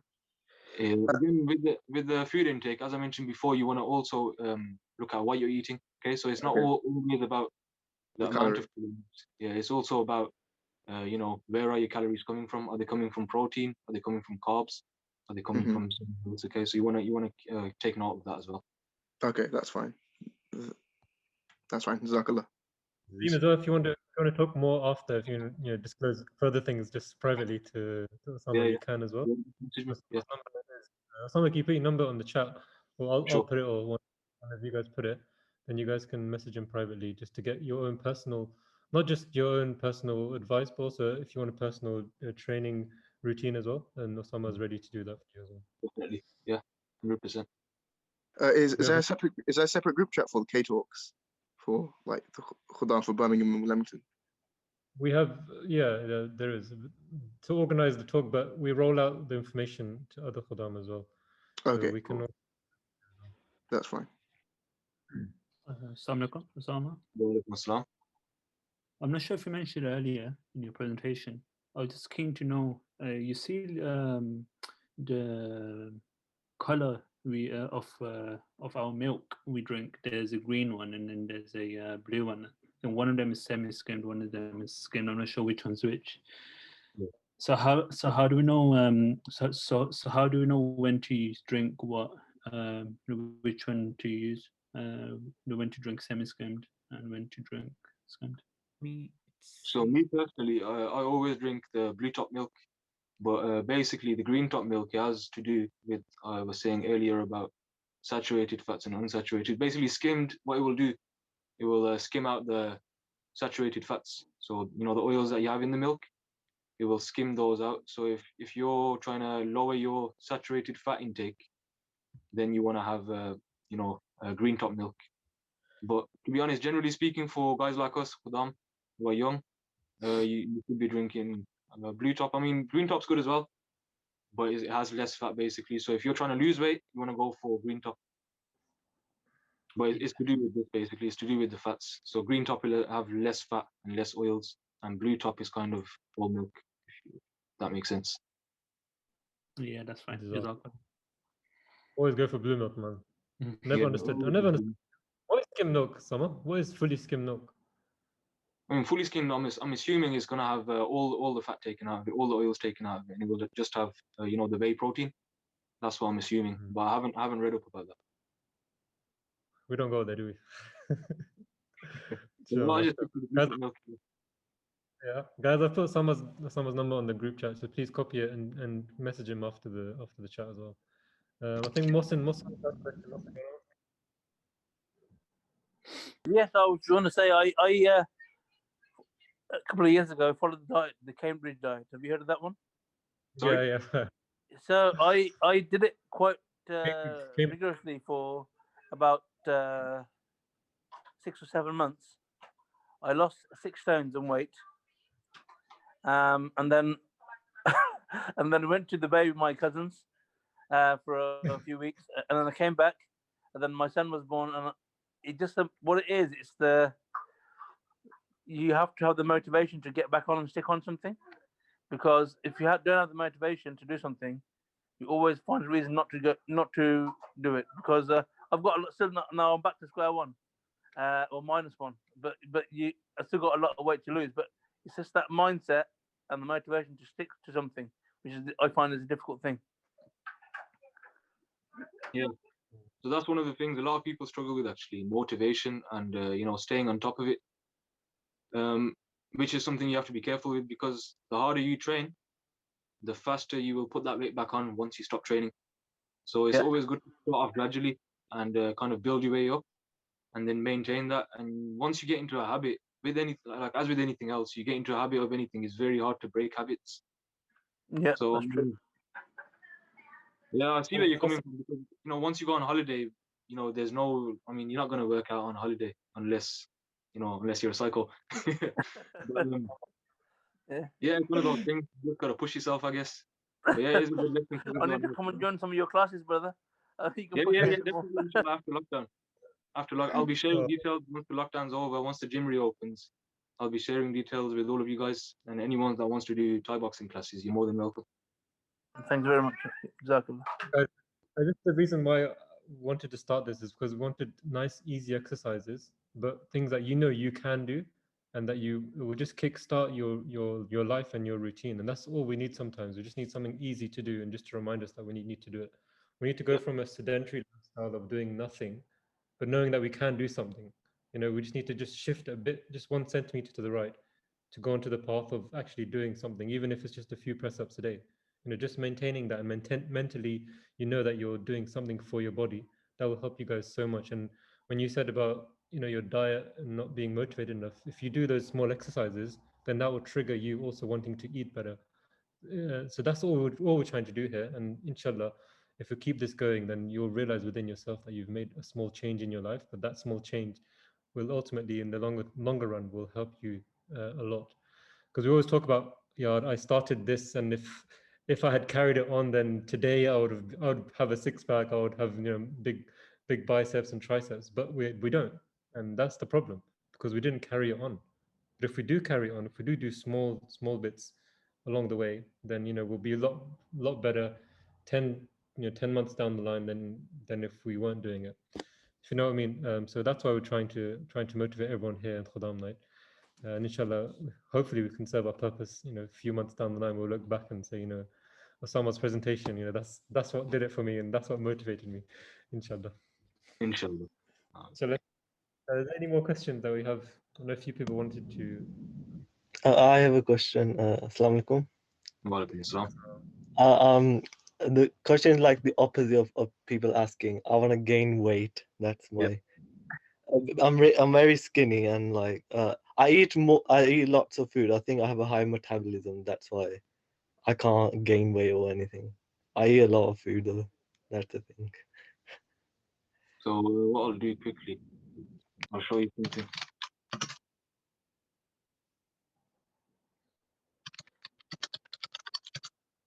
So you've got body types, right? These are the three that I know of. I think these are the main three ones. Okay, so basically what it means is some people are basically long and thin. So they're going to be skinny, but they're going to be quite tall. Okay, and you've got people who are in the middle, who are basically have a balance of both. And then you've got the third type. I'm not sure in which order these are. The third type is basically short and stocky. Okay, when you read into it more, I mean, here you can see different body types. Do they affect how we should train? Okay, and also how you should eat. Just quickly on this, see what it is. I'm the first one, I think. Yeah, so you're gonna have to basically. That's what I mean about knowing your body as well. You have to know what your body's like, and you're gonna have to kind of tweak your workouts and your food intake according to that. Because sometimes, for the short and stocky type, it's very, very easy to gain muscle, but it's going to be harder to lose it. And vice versa for the the long and skinny type, it's going to be hard for you to put on weight, but very easy for you to lose it. But there are ways around it. There's always a way. All you got to do is a bit of research and see what you should be eating. How long should your workouts be? Should you be going for heavy weights and low reps, or should you be going for more reps and lower weights? You're gonna have to look into this. I'd have to meet you face to face, but bodybuilding is not my expertise. What I teach is Thai boxing, but I do know a thing or two about this. So inshallah, when I meet you face to face, we can elaborate on this further. But for now, what I would say is read into this and see how you should be working out and how much you should be eating. But yeah, if you want to gain weight, the best thing to do is eat loads, and just keep working out. I think eating loads of kashif is really good. But what you need to do, you need to start, ripping your fibers and putting protein into them, and that's only going to happen if you start, pushing your own weight. And that's the first stage that we all need to get to, is being able to lift your own weight. That's the first stage, and then you can start doing weights and things like that. But as a minimum, we should be pushing our own body weight, and this is the exercises which Osama's giving are all to do with your own body weight, and you don't need any equipment at all. Once you get past that stage, then you can start implementing all of those things as well. But Kasha, for now, I think for my suggestion as well, because I was also, I still consider myself as ectomorph, is the skinny side. But build on your own body through that. I think Jamal Kaitzab has also a question. Jamal, if you can ask as well. No more of us have. No, that's fine. You have your hand up. Yeah, I did, but I don't. Yeah, it's just. I'm gonna. Maybe some other time we discuss fitness talks again. I'll just at a longer. Okay, you can ask. We have time. No, it's not a question. I was gonna say sort of give my personal. Growing up, I was pretty basically obese. So I've been through that journey, and I got pretty obsessed into reading up about it and reading studies and things like that. So you know, I think what Sam said earlier about, you know, some of the stuff, yeah, it was just reiterating some of that, but I'll let the experts talk, so it's fine. No, but it's good to share your own experiences. Looking at you, I would never have guessed that.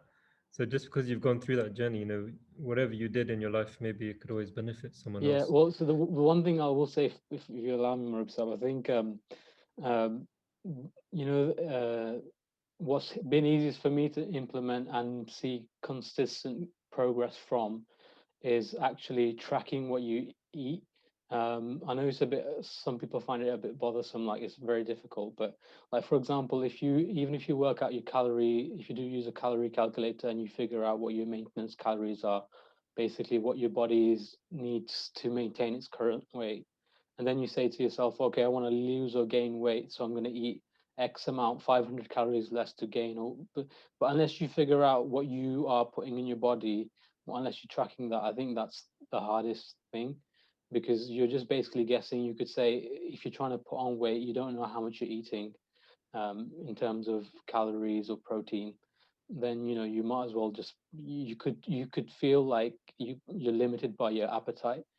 You could feel like you're eating more or enough, but in reality you're not eating that much. So I think one big thing that I've implemented and that's helped me like over the years is tracking what my intake is. So I weigh my food, and I try to weigh my food or eyeball it and put it into an app called Myfitnesspal. And what that does is it tells you, so if I just had some chicken and rice and some vegetables maybe, or maybe even if I just made pot noodles, I'll just put that into the app, and it tells you, it gives you a breakdown of your carbohydrates, your fat and protein. It tells you what your calories are for the day. It can even give you goals. You know, you can track your progress. So going back to what Sam and Bai was saying, all about fats and proteins and calories and all that, you know, how do you know, you know, how do you know if you're low carb or if you're not eating enough calories unless you're tracking? So that's just one thing I would say. If you get into that habit, or even if you don't do it on a consistent basis, if you even start putting a few meals into MyFitnessPal, you'll start realizing, actually, wow, this meal that I'm eating right now is like so high in fat. You know, I need to reduce that. Or actually, if you do 1 or 2 days, you'll realize I'm only getting like 30-40 grams of protein in my diet. That's not enough. So it can give you a good baseline to see where you're starting from. Yeah, I think someone, do you want to say something about that? Okay. Yeah, I think I'm very glad he's brought this topic up, because I mean, first off, yeah, hats off to you for being able to track your calories and what you're taking in, and you know, because it can be very hard, as you said. It's not easy to weigh every meal, and yeah, it was a point I was gonna make when the brother earlier asked about you know, the calorie intake, because it can be very hard to track it. You want to, as you said, you have to weigh all your meals to calculate, you know, what's going in your body, what's going out of it. So it is a tricky field. But once you get into the habit, as you have, I mean, it's very useful because you know exactly what's going inside. And if I could just add some stuff, I think the other benefit is that it gives you flexibility, because if you know, like, you know, I think one thing people struggle with is like they enter this mode of, I gotta eat fully clean, and then they're having like steamed vegetables and boiled chicken, and then they can't maintain that for more than like 2 weeks, and then they rebound. But what I can do is, because I know how many calories I'm having a day, I literally have like chocolate and crisps every day, and I you know, I can get really lean and, you know, build muscle at the same time, you know, like, yeah, because I can manipulate my calories. I know that as long as I'm eating below a certain point, you know, and as long as majority of my calories are coming from a good place, a healthy fats and good amount of protein and carbs, then I can just add in the snacks I want and still lose weight as long as I'm below my calorie intake requirements for the day. Yeah, that's a good point, because there's a misconception that people have about, you know, if you want to lose weight, you're gonna have to cut everything out. You know, you can't have this, you can't have that, which is not necessarily true, because it's all about your calorie intake. I mean, if you're within your limits, you can still have chocolate, you can still have ice cream, you can have those things as long as you're within your limit. And the only way to tell is what you're doing. Basically, you're gonna have to weigh your foods. You're gonna have to look at how many calories it is. Yeah, and I don't think you have to do it for a long time. Like I don't do it every single day, but just because I've done it for long enough, I know that, where I'm at. But Yeah. most of us could look at a plate of food and just never know how many calories is in this meal. Is this enough protein in this meal? Is it how much fats is in this meal? Like, how do you know? If you don't know even where you are, where you're starting, or what you're putting into your body, how are you ever supposed to like develop better, calorie habits, things like that? And I just think it's a good place to start. If you just start tracking 1 or 2 of your meals a day, just one meal a day, maybe you track one full day a week and see actually where am I sitting. If you eat intuitively and say, okay, I'm going to just eat as a normal day, but I'm going to track it, and at the end of the day you realize, well, I'm eating 3,000 calories, no wonder I'm gaining so much weight. Or you might not be getting enough protein in after you see your breakdown. So that's just one thing I just wanted to raise. I think it's a really good tool. Yeah, some very Brilliant. good points. Guys, was the app you mentioned Myfitnesspal? Is that the one you Yeah, said? Myfitnesspal. So yeah, what you can do is it has a barcode scanner. So if I'm making oats or if I'm even having a packet of crisps, you just scan the barcode and it puts it straight into the app. Or you can search for food. You can even search for things like homemade biryani. Obviously, it's not going to be 100% accurate when you don't like completely track it like that. But if you got barcodes on foods, you just scan the barcode and you say, okay, I'm having a full packet. I'm having half a packet. I'm having 3 biscuits. Then how many calories is in it. It even tells you what the macro breakdown is: so protein, fats, and carbs.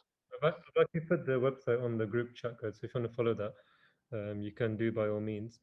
I'm just interested, Jamal Sahib, did this start, because when you're talking, you sound like a typical university student who's going out to buy his own food. Did this start when you were at uni, when you had that independence to yourself? No, Or I lived at home when I was in uni, but yeah, I think over the years, how it started for me personally, because living in an Asian household, like Osama Sab said, it's very difficult to be able to eat healthy. But what I used to do is take the meal that if my mum made chawal and I don't know, chicken karahi, I would take the rice, have a measured amount, measure how much I've had, and put some chicken in, then measure that. So you got a scale, put the plate on, put some rice on, it's 200 grams. Put the chicken on, that's 100 grams, and then I would be able to like portion control, because I think if you go to any normal Asian household and you see some people's foods, is the whole plate is full of rice.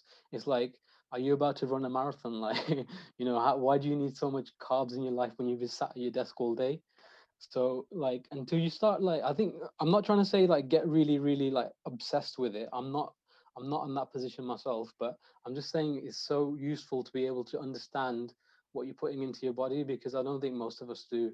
And once you start doing that, once you start realizing actually this meal I'm about to have has 300 grams of carbohydrates, it's 800 calorie meal or whatever, like then you start to realize that actually out of habit you're overeating. You're not really realizing what you put in your body.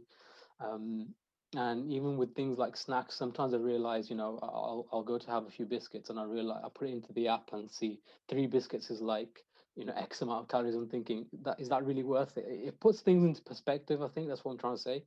So in terms of the Asian household thing, yeah, I started bit by bit, and then now my mother just uh, helps me. She even tracks things for me.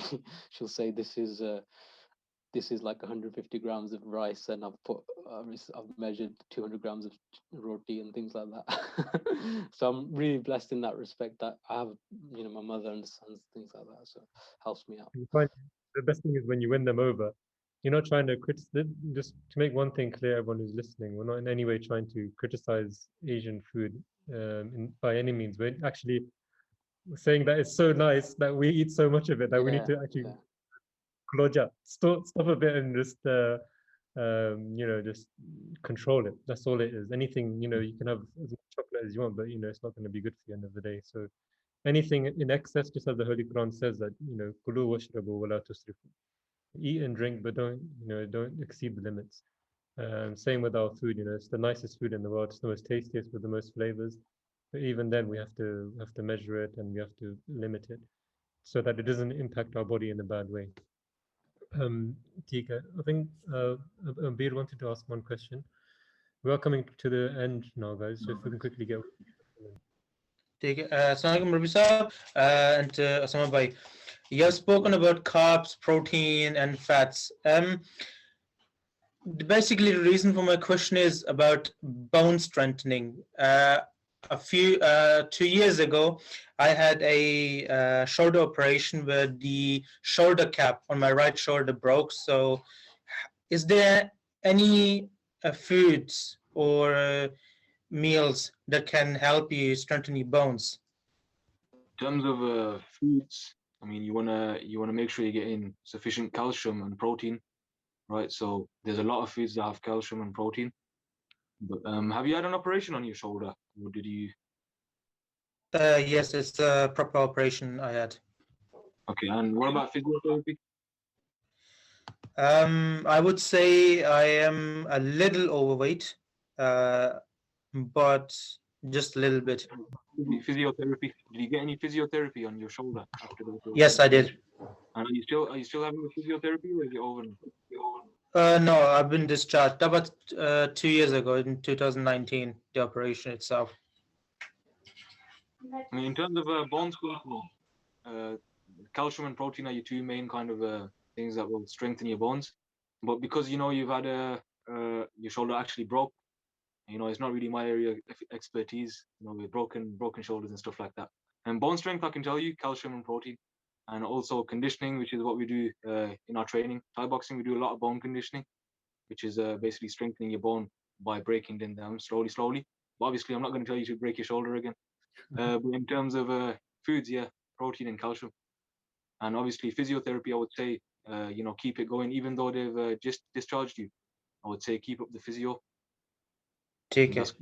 Strengthen your. I mean, do you do pull-ups? I would say pull-ups, even with support. Pull-ups would be good for your shoulder.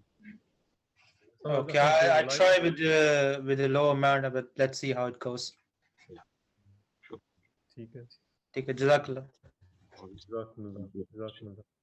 Guys, Jazakallah, I think we'll come to the end of the class, but this is going to be a permanent segment in every Khuddam night, K-Fit segment.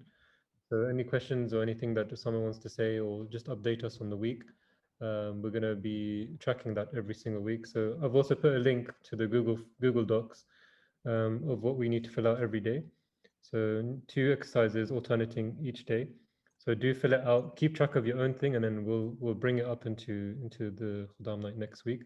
So it's good to keep track of it, stay fit, and look out for what you're eating. And also because of Kaitsab, Jamal Chuktaisab, also Myfitness link is also there. So try to follow that and try to track what you're eating. It's fun, it's exciting, but we're not telling anyone not to eat as much as you can, but limit it as well. Jazakallah Osama, I really appreciate the talk. It's always very interesting, always learning a lot from your knowledge. Inshallah, one day we can do it all physically as well. But we're restricted to the online. But just like this restriction, also restrict ourselves with the food as well. Jazakallah Osama. Jazakallah everyone as well for joining today. Sorry it took a bit longer than usual, but it was well worth the wait. Jazakallah everyone. Tiga. Assalamu alaikum warahmatullahi wabarakatuh. Remember in your prayers. There's also a message from Farsab as well. He's saying Assalamu alaikum to everyone as well. Just got a message from him. So he said Jazakallah as well for all your prayers and that he's doing well. Tiga, Orchid, Assalamu alaikum warahmatullahi wabarakatuh.